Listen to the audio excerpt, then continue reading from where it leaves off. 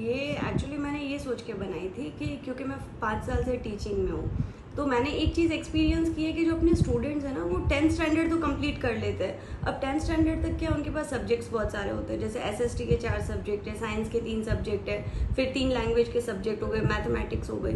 तो वो सब के अंदर क्या होता है उनके साथ में कि वो कैसे रट के और उस चीज़ को कंप्लीट कर लेते हैं। मैंने ऐसे भी देखे हैं जो स्कॉलर्स 90% लेके आ रहे हैं पर उनके कंसेप्ट क्लियर नहीं है। तो ये चीज़ के अंदर जब वो 11th स्टैंडर्ड में आते हैं तब वहाँ पे क्या होता है कि वहाँ पे ये रटने वाली चीज़ नहीं चलती है, क्योंकि साइंस सब्जेक्ट ही ऐसा है, उसमें फैक्चुअल चीज़ें चलती है कि फैक्ट बेसिस होती है।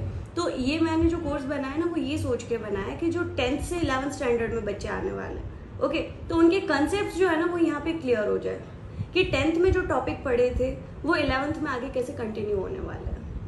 आपकी ओर से जो ये बुक प्रकाशन की गई है, क्या ये सरकार जो अपने बच्चों के पाठ्यक्रम के लिए लागू करे तो क्या उपयोगी रहेगी? हाँ बिल्कुल रहेगी, क्योंकि मैंने इसमें जो रेफरेंस लिया है वो अपनी एनसीईआरटी की बुक का ही लिया है, तो ये बिल्कुल उनके लिए यूजफुल रहेगी। एनसीईआरटी की जो बुक है उसकी लैंग्वेज को मैंने थोड़ा सा इजी कर लिया है बच्चों के लिए इसमें। दूसरी चीज़ ये कि मैंने इसमें पॉइंट टू पॉइंट चीज़ें लिखी है, तो उनके लिए पढ़ना थोड़ा ईजी रहेगा। लगभग कितना समय लगा आपको?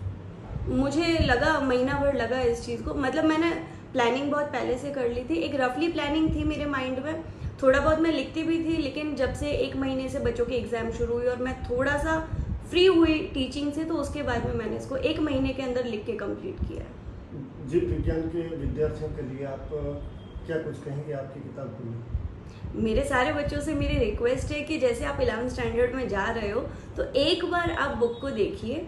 आप उस बुक को देखोगे तो आपको पता चलेगा कि कंसेप्ट कैसे क्लियर होंगे, ठीक है। तो ये मेरा उन सबसे रिक्वेस्ट है कि जैसे आपने रट के या कैसे भी पढ़ के आपने 10th स्टैंडर्ड पास तो कर ली, लेकिन अब आप 11th में आए हो और अगर आप साइंस लेने वाले हो तो आपके कंसेप्ट क्लियर होने चाहिए, तो उसके लिए आपको एक बार ये बुक देखनी चाहिए। ये मेरा उनसे सजेशन है।